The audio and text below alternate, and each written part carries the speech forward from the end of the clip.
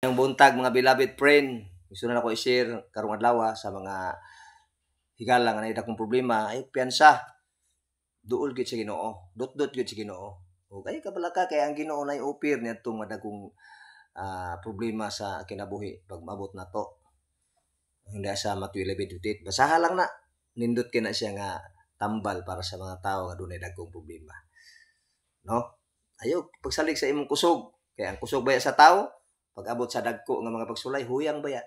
Oh, by nature, mo gini kay sa tao. Matingala bitaw ka ano yung luksog building na ay luksog sapa, nagbaril sa iyang sarili. Matinga ka daha kwarta pero nagpakamatay pa. Mo ni tinuod nga ang tao pag-abot sa dagkong mga problema, labi na diri na sa sulod, huyang ang tao. Na nga si Jesus dili upir para kanimo. Para na kanatong tanan pag-abot sa dagko nga problema. Ug ayaw piyansa pag-abot sa dagko nga mga problema, mga pagsulay, kay ang yawa mosulod na sa una-una sa tao.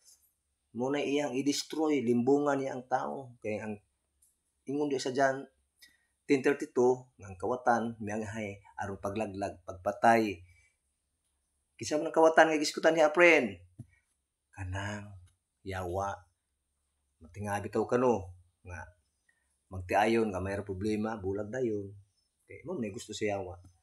Maguba ang pamilya. Pero ang sumpayan na si Jesus Christ ingon nga ako mianhi aron paghatag sa kinabuhi. Jesus Christ mianhi gid aron paghatag kinabuhi.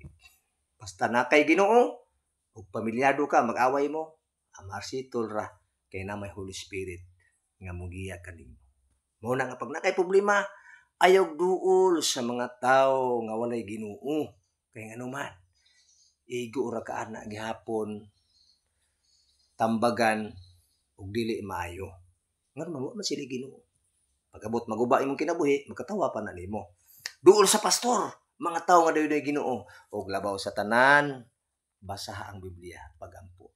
Di ka magmahay, magdawat nimo ang katubagan sa imong pagtanan. Kana lang, bye-bye mga ka-friend.